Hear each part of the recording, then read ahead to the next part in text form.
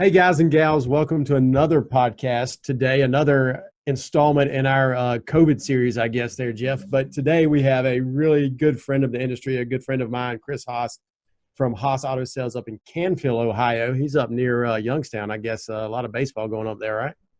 Yep.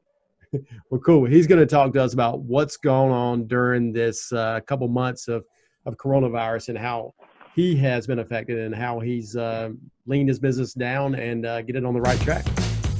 You are listening to the Independent Dealer Podcast with hosts Luke Godwin and Jeff Watson. Thank you so much for tuning in. Let's do this. Chris, jump right into it, man. Tell us a little bit about where you're at, your dealership, how you got into this business. First of all, I'd like to thank you guys for having me on today. It's been a family business. My grandfather started, my dad, and then to me. We've been doing it for 60 years, just in our area here. All used. It's always been used. We're in Canfield, Ohio, just right outside of Cleveland, about an hour outside of Cleveland. We're in between Cleveland and Pittsburgh, actually. Right. But in Ohio, right? Yeah, right in Ohio. Have you always been at the same location, Chris, or not? So it's a crazy story. So my dad had a dealership when I was just graduating from high school, and he had actually sold the dealership to a partner that he had, and then we got into the wholesale business and did that for about 10 years, and then we opened up retail again in the location where we're at now. In about 2010, I bought everything off my dad, and I've been here, same location. So is it all just retail, no buy here, pay here? What's the price cars y'all sell?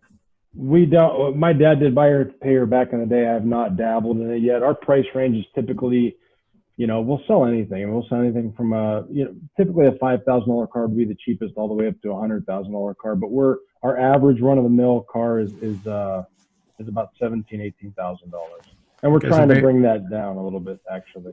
Very prime customers. Yeah, we do. Yeah, 75% prime, 25% subprime, and we'll use like Santander and Cap One and stuff like that. So we have this is kind of new for us, Jeff, having someone on here with pretty much all prime dealership with some major lenders. So we really need to delve into that, I think. Yeah. It's so great to see these different business models where Chris is doing such a great job at what he does. And it doesn't have to be CAC. It doesn't have to be buy here, pay here. We do CAC too. There's a million ways to but you're not primary. You're not live or die on credit acceptance, and that's so great to see that. About 4 or 5 a month, maybe. So Chris, let's jump into that just for a second before we really get into the situation we're dealing with now.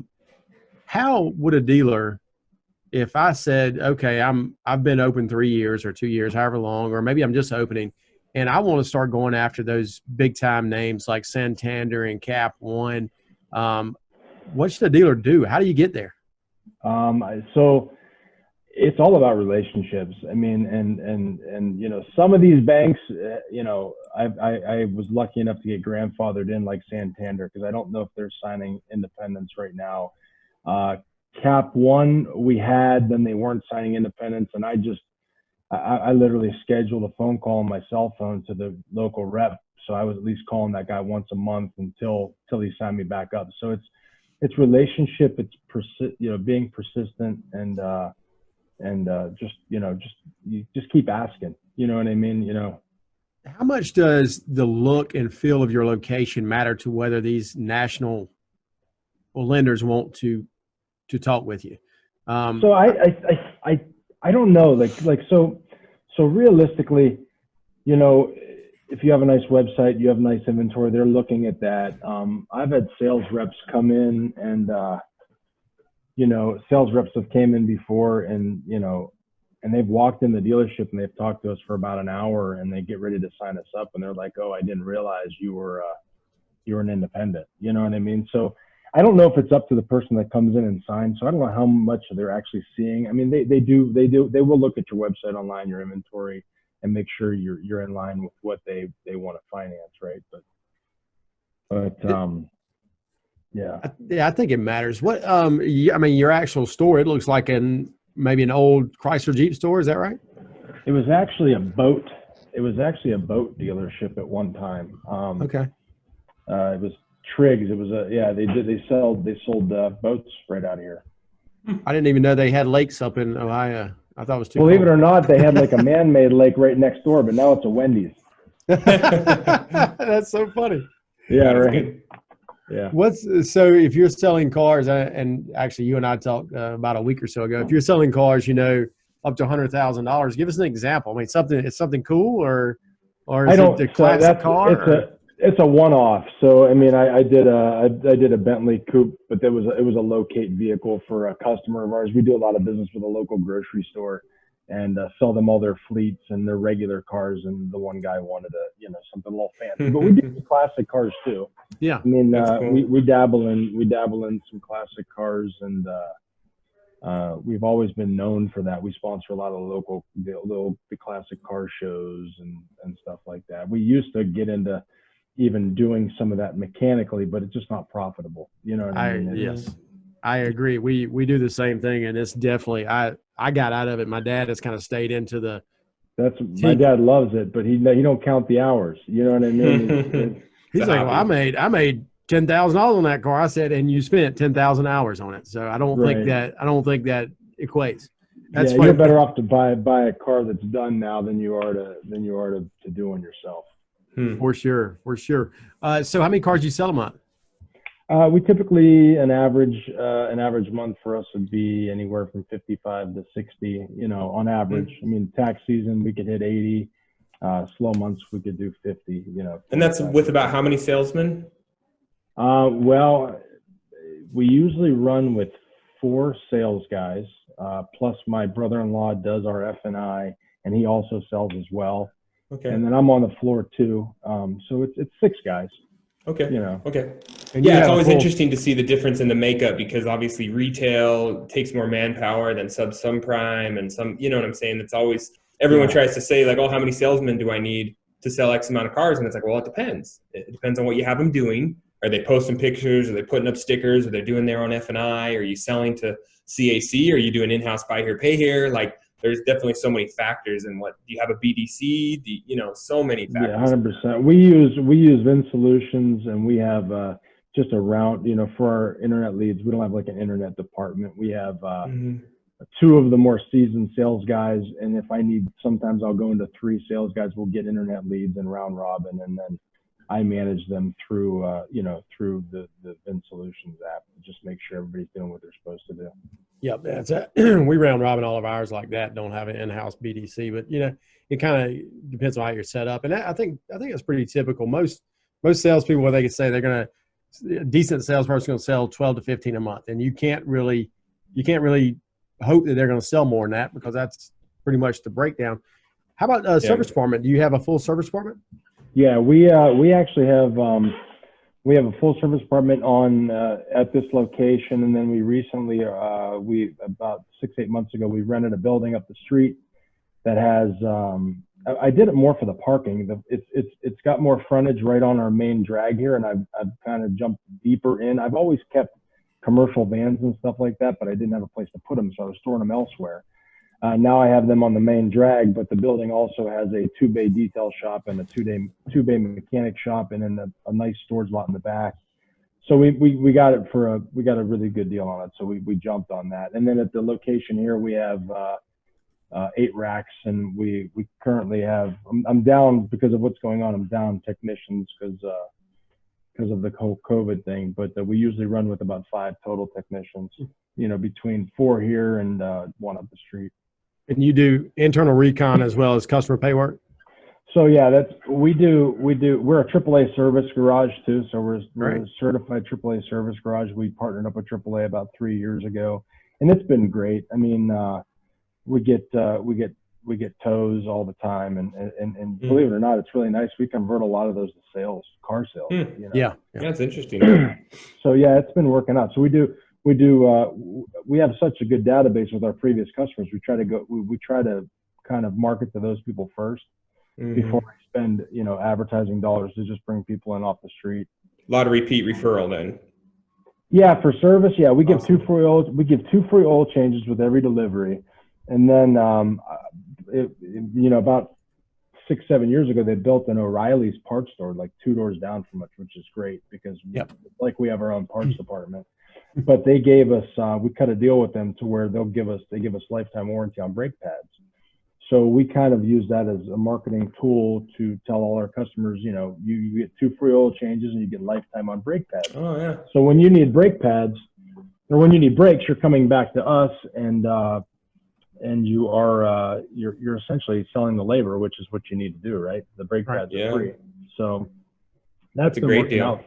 For retention, it works out really well, And it's very, very interesting and very something people need to understand here. That selling, that giving away of the 2 free oil changes, all that's doing is training your customers to shop with you.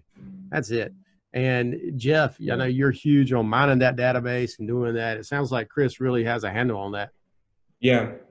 Get your eyes and hands back on that car on a more frequent basis, right? It's the oil change is just a leader because you're trying to do some repair work. Once they feel comfortable coming in over and over again for oil changes, it's going to be an automatic. You're the go-to. Unless you do something to make them mad, right? And then yeah.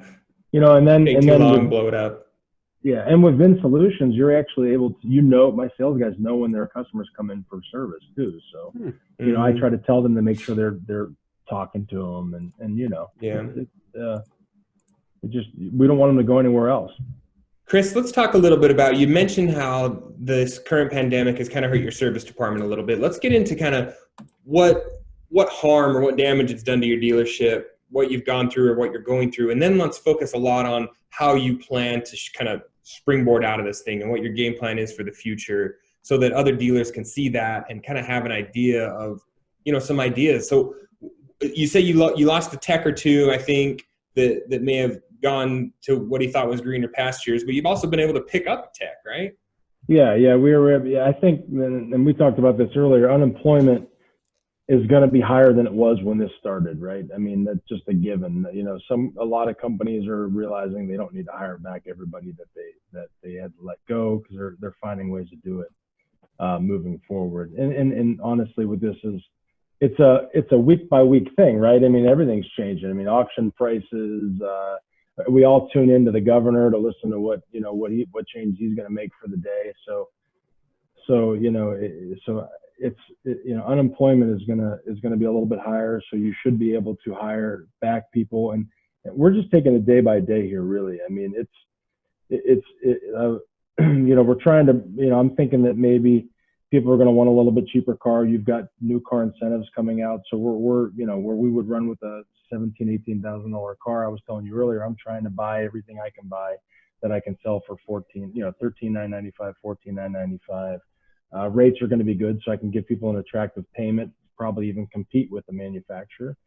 Let's face it, are you going to go buy a new Equinox at 0% for $26,000 when I could sell you an 18 for $16,900 at 3% or 4%? So you got to take a look at what you were doing and make sure it's still going to work moving forward, and what we think looking forward is going to be like, because it does change all the time.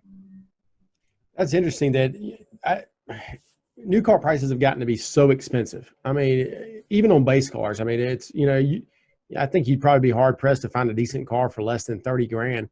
And you really, I mean, I think these cars are taking a big haircut here in the last, month and a half, 2 months. You can sell a really good car to someone for $10,000, $12,000 less than they can buy a new one, right? 100%. 100%. That's kind of my take on it moving forward. Is we're just going to try to be most competitive as we can with a lot of the franchises around us, and just offer up a good car. You know what I mean, and see if they see the value in it. 0%, 0%. But if you're paying 10 grand more for the car, it's not 0%. Yeah, do the math. Right. Do you think that as a whole, the public will be more price conscious coming out of this? I know coming out of 08, 09, you take it on the chin. Everybody is, everyone was kind of scared. They got smart. They weren't upgrading their car every 2 years to what's the newest, nicest thing. And do you think this will be similar? If it is short-lived, do you think people will be smarter and actually look at that and say, you know what, I'm fine. I can buy a 1 or 2 year old car with 30,000 miles. I don't need to go get the brand new one. Absolutely. And this was kind of my concept. So through this whole thing, you know, I don't do a lot of subprime, but so what, and you guys are probably noticing this. Well, you do buy here, pay here. So I'm noticing that some of my subprime banks aren't buying as strong. And I don't know if it's because they just don't know where we're going to be in 60 days. Or if there's issues with income verification, which that's a big issue now, obviously. But so they're not buying those people. So what typically happens now is I lose those customers, a percentage of those customers, but then I gain a percentage of customers that would have went and bought a brand new car. So now instead of selling a car to somebody that I may have a large bank fee to and somebody I can hardly sell back into, I get a customer that is a 750 credit score that's going to buy a year-old car. It's going to buy the warranty. I'm going to get reserved. So I typically pick up a percentage of customers that were better than the ones that maybe I lost. So I do agree. I definitely agree through this that you're going to get the people that would have went and just bought a brand new car, would have leased a car, and they're seeing I mean, let's face it. I think we're able to buy cars a couple $1,000s back at Clean Trade now, finally, for the first time in 3 years? Yeah. 4 years. Well, and that'd be the beauty. The double dip on that is you're also getting that trade in that would have gone to the new car store. Correct. Absolutely. I think we all saw it back then. We had good people with bad credit, and that's when buy here, pay here was really in its heyday, 2010, 2011-ish, for me at least. Right. Good people with bad credit. And the last 2 or 3 or 4 years, it's been, kind of the gypsies. So as that whole credit scale kind of shifts down, exactly to your point, we'll lose some subprime banks and some subprime people, but to our benefit, we'll pick up the people on the top end, hopefully. And because even some of those people that the credit's going to get hurt by this, man, they're going to be really good people. And, and they're going to, hopefully they fall down to mine and Jeff's range just for a little bit. Chris, we'll take all your turn downs. No, that's true. I mean, that's true. It cycles through. Mm-hmm. Hey, Chris, let's talk about March of 2020 compared to March of 2019, and let's talk about April of 2020 compared to April of 2019. How far off are you? Are you off? What are you doing to make it work? I was way off. March, we typically, I think March of 19, we did like 75, or we did like 65 cars. And this year we did like 45. April last year we had a better April than we did March. It's almost like tax season hit a little bit late. I think we did 60 and we're tracking 45. So we're off. I try not to look. I mean, I look at last year, but I try not to because I'm trying to look at current state. We have a lot less payroll than we did in those 2 months last year. We furloughed some employees. Some we got rid of that were going to be gone regardless of the COVID. And just kind of looking at what I'm spending and what I'm making for the next 2 months, next 3 months, just to focus on that. But yeah, we're definitely down. I mean, obviously. Do you feel that net over net you're going to be the same or better because of the cuts, or what do you think? I don't know yet. I mean, I don't know because May is going to be the makeup month because we got the PPP loan. We got it 2 weeks ago, and April should be okay too. Obviously, if I get the paycheck forgiveness, and then in May I have no payroll. Essentially, how's May going to look? We sold. We didn't think we were trying to hit 25 to 30 cars this month, and we're going to sell 45. So I feel you. Traffic got pretty busy. A lot of franchise dealers in my area completely closed down, even though they didn't have to. And then a lot of their third-party advertisers were telling me that they went completely dark. So we didn't go dark. We just negotiated the best deal we could, and then we actually spent a little bit more money on social and Google at the end of March and through April and May. We're going to do it through May too. And our web traffic didn't skip a beat. I mean, our web traffic is actually pacing more than it was year to date last year, even with what's going on. That So- sounds like you stole a play out of Jeff's playbook there. I don't know how long I can ride that joke, Luke. How long can I put that against you? Chris, if you know from previous podcasts, Luke cut off all of his advertising in April. And we'll go back and we'll do an episode and we'll have Luke give us a year over year, month over month. Did it change anything for him? Can you shut off your advertising for an entire month and have little to no effect on your web traffic leads? Well, Maybe, and I can tell you right now, it didn't have any effect. Hey, see? So, but we branded for so long. Who knows? And So are we wasting our money on advertising? It's probably a whole other episode, but are all of our Facebook ads and everything else? Tracy Myers told me this one time, and I'll never forget it. He said, "This takes some cojones to do." He said, "But if you really want to figure out what advertising is working," he said, "just start peeling the onion back, right?" So let's say you advertise 5 different things. Peel one thing off and see if it affects it. Probably won't. Peel the other one off, see if it affects it. Probably won't. He said, and then if you really got some big ones, just cut it all off and see what happens. Nothing might happen. You never know. But it really takes. I mean, you gotta be confident to do that. So y'all weren't ever Ohio was never closed down completely, or what? No, we weren't closed. Okay. So did you stay open every day? Yeah, we just cut back to a lower crew.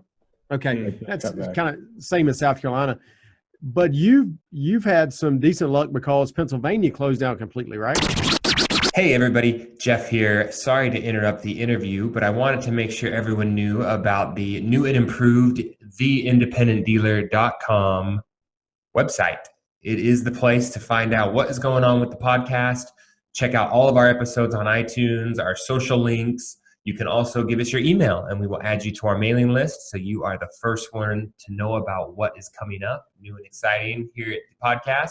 Also check out our video library. You can also ask us questions, find out more about myself and Luke, and see our calendar of events, places we'll be speaking, where you can catch up with us and meet us in person. So theindependentdealer.com. And now back to the interview. Pennsylvania did close. And so that allowed you to sell some cars probably? Yeah, it did. Yeah. It's we had kind of a similar situation here in Utah where Nevada shut down for just a minute or two, and we definitely saw an uptick in leads coming from other states, which is a benefit. I mean, if you're on the border of California, you're probably loving it for a little while. You're on the border too, right, Jeff?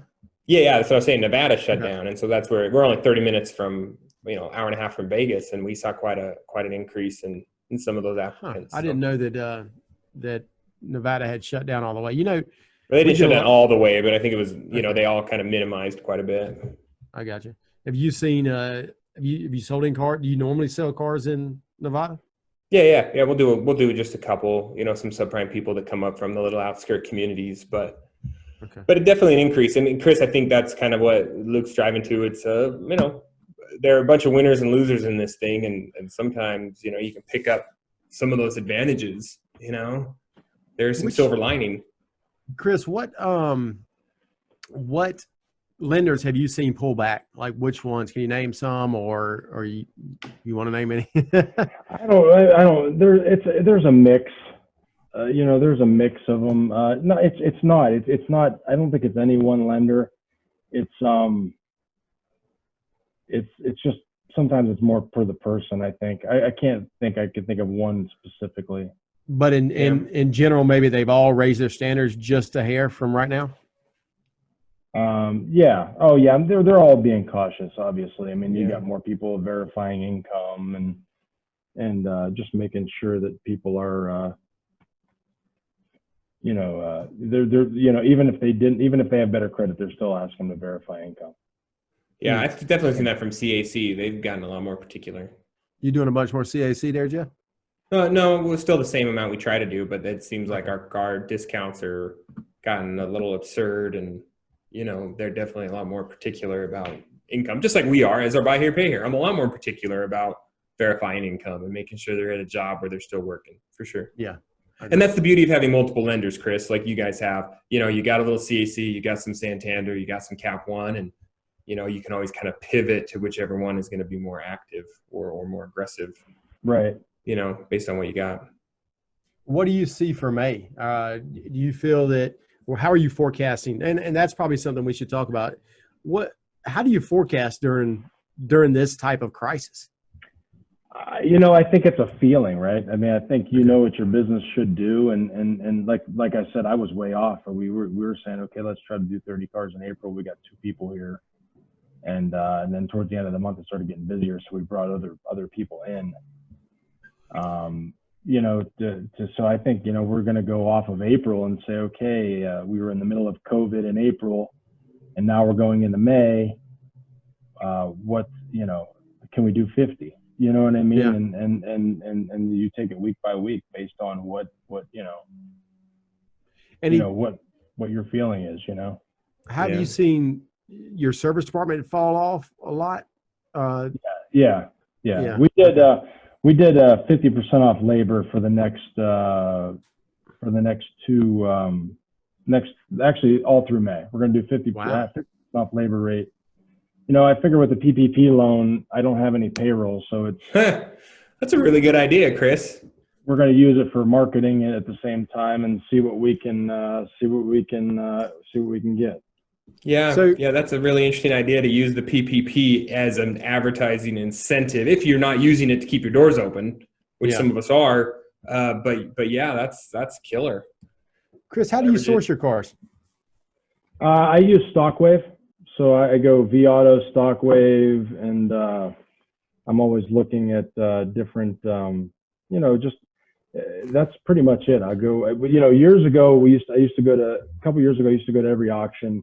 We had a sales manager, and then I said, you know what, I'm trying to get the sales manager to do what I want him to do, but he's not listening to me. So and I went through sales managers, and so what I did now is I source what I need. I buy. It's really easy. I mean, whatever I sell, I rebuy. You know what I mean? You do that yourself? Yes. Yeah. Okay. And you buy, I guess, 60 cars a month or so that way? Yeah, about 60. Are you? Now you said vAuto. Are you a vAuto dealer? Do you buy into the low price, quick turn? Is that your model? So before vAuto, that was always the way I was. Okay. I mean, I was always that way, regardless of the vAuto part of it. And there's, when you get vAuto, you got to be careful because you literally have to be careful, because I think the first year we had it, we gave away money, and then you find your sweet spot after that, and then once you find your sweet spot, and then you seem to you can end up making more money per copy that way. That's, so you just got to be very careful. That's interesting, because you're not the first person I've ever heard that said at first you kind of start giving cars away, but I guess it increases your volume enough that you can, if you can hold on long enough, you can make it work. Is that the case? Yeah, 100%. You need to just pay attention to each vehicle, and then realistically, like I said, the first year we probably lost $200-300 a copy, and then the second year we were up $200 a copy. The biggest thing is you don't have to be the cheapest, especially if you have like a good reputation. If you have a good reputation and you're selling yourself as a dealer, you can, you're worth more than that, right? I mean, I almost think that the way we take care of our customers has to be worth a couple $100 more a copy, right? So don't get sucked into the vAuto. Don't get sucked into the vAuto, especially if you've been around for a while and you're a reputable dealer and you take care of your customers. There's a happy medium, and you got to find it after a while. I mean, we're on our 3rd year with vAuto, and I think we're finally getting it right. Yeah, but I think you're so right there, is that if you have a good reputation, then it may work better than just starting in the business and doing it right. Right. Yeah, you have to. Yeah, I agree with that 100%. So you have a big F&I department. Y'all do that well, it sounds like, because if you're making small grosses on the front, you've got to be making it up on the back, right? Yes. Yeah, that's got to be key, right? That's the whole idea. If you're selling the F&I products. Do you know what your penetration is on VSC and Gap? Yeah. So that's another thing too. It's hard, like, so that's another thing we struggled with for a while. And then finally we figured it out. We changed some pay plans around and we figured it out. And we got our back end up to about $1,300 to $1,400 a copy, which really helps you in the front end. Yeah. What do you mind saying what your front end gross is? 1,200. Okay. Yeah, still respectable. Yeah, 12 on the front, 5 or 12 on the back, and you're in business. Yeah. Chris, actually a great idea. I think for future podcasts, Luke, with the YouTube video, we should have the dealers actually take us on a tour of their dealership. So if anyone is watching this on YouTube, Chris did a quick lap around his showroom. And I think that's actually a great idea that we should do moving forward is I like that, actually. Take a little tour of the dealership while we're chatting. You know what I do a lot of times, Jeff, is I pull up their dealership on Google Maps and Google Images, and I kind of have I feel like I'm there. Maybe we take a should little look. Yeah. Anyway. So Chris, tell us what is going on. You got a fire there at the dealership. Key us in on that if you can. Everything going okay? Yeah, everything's pretty good. Okay. Right now, yeah, no, I'm here. Okay, literally right now, I feel like your dealership's burning down, and I just wanted a little insight into your management strategy. It's just fun to have an insight into the day-to-day operations. You got an active shooter situation. No, I'm good right now. Okay, good. No, but it's always fun to. That's the beauty of what we do. I've got the same way. I've got a cell phone in one hand, and I'm dealing with a small fire, and you do the same thing, and that's the beauty of dealers. The difference in this format and what we do is, we're literally on the front lines. So for you to take 30 minutes out and do this with us is huge because we all got a list of to-dos that we got to knock out today. That is so right. And that's it. Dealers, people don't understand that. Independent dealers, we work in our store, right? Mm-hmm. And you can see that from how we know what's going on, right? Yeah. It's crazy. And that's the thing, and like I was telling you earlier before we hopped on, I think through this, bringing people back, I want people to be able to do, we train one of our lot guys to take photos so that the photo and marketing guy doesn't have to do it all the time. And we talked about, we're a dealership that always has 3 lot attendants and 3 drivers, and drivers are kind of standing around. And, so I said to myself, there's no reason for me not to have a driver that can't wash a car or, because we can't do everything ourselves, right? Or we will be running around, like the place is on fire, right? And we make bad decisions. We make bad decisions when we have to hurry up and make a decision, right? So smart. And one thing I realized through this is we lost a salesman. We were already slim, and then we got slimmer. I'm jumping into my CRM, trying to pick up some of the slack, and I realized that the whole process is broken. So these things, they expose those cracks and those chinks because you're actually able to step in like you did, Chris. You realize that you're not cross-training your lot techs and your porters or your drivers to cover each other's butts. Heaven forbid the virus picks up again and it knocks out half your staff, and you actually physically don't have them there. What are you doing when your service rider is out sick? Nobody knows the system. Nobody knows what's going on, and all your techs are staring at each other. It's a shakeup for sure. So, step back and look at your business and through this, I'm sure everybody can look at the dealership and say, okay, maybe I wasn't doing that right. But it took this to for me to realize it. Right. So I guess I'm not saying question yourself, but, moving forward, just make sure that, everybody's got to make sure we're doing what we need to do, because we never thought this was going to happen. Right. Yeah. So it sounds like you've done pretty well during this crisis. Can you give our listeners maybe 3 things that you would recommend they be doing right now? I've kind of always assessed for something like this in my head. So I think and listen, and a lot of things happened that were not all great business decisions for me to be somewhat okay through this. You know what I mean? But just make sure. I don't know, like three things. So three things would be, just day-to-day operations, hold everybody accountable, and don't get stagnant, make sure, I think there's a lot of things in a lot of our businesses that we're okay with, but it's probably not the best thing, right? Oh, that's okay. Yep. It's good enough. Or we've all got that employee that, yeah, he's good enough, but he's not, it's just, don't wait. My dad always told me, wait broke the wagon. But you just don't wait. Make decisions. And through this stay as lean as you can. But also don't give up on stuff. I'm a firm believer of spending money. I wouldn't have dropped my advertising, because I know that probably wouldn't have had. I would have had a horrible month. I mean, if I wouldn't have spent a little bit more money on Facebook and Google, I wouldn't have grabbed those PA. There was customers coming in from Pennsylvania, and just our web traffic was excellent, just because we didn't turn off. Everybody else around us did. That could have been the difference of 20 cars this month. Yeah.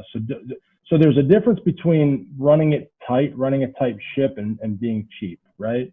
Yeah. Don't spend money on advertising if it's not working. So measure what's working, and don't be afraid to spend money on what's working, obviously. Because that makes no sense to cut that off, right? Why would you get rid of an ad source if you can prove that it's selling you X amount of cars a month, and that X amount of cars is a good number in return, Yeah. Just so many times, and you said it right there, that dealers don't know what's working because they're not measuring it. You got to measure it. As we always say, Jeff, you got to measure it to know what's working. And if you're not measuring it, you don't know what's working. Chris, thank you. You're welcome. Good. Sorry. No, I was just going to say thank you so much for your time and like the education and the insight into your dealership and how you're running it, the different perspectives in different places in the country. I mean, it's seriously, it's been great. Keep in mind, being in the business as long as I have, I owe it to my peers. I mean, guys like you, and I listen to the podcast. I talk to you guys on the phone. We all know Dan Reel. I talk to Dan Reel every other week. Us talking together and things like this podcast, bringing us together, the independent Facebook page. This is what makes us what we are. I mean, that's what it is. At the end of the day, there's no better education than being with your peers. Getting information from everybody. Yep, totally agree. Awesome. Thanks so much, Chris. No problem. Thank you, guys. Stay safe.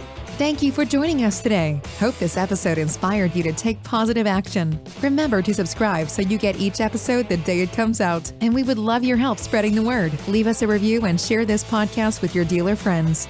Dealers helping dealers learn and grow together.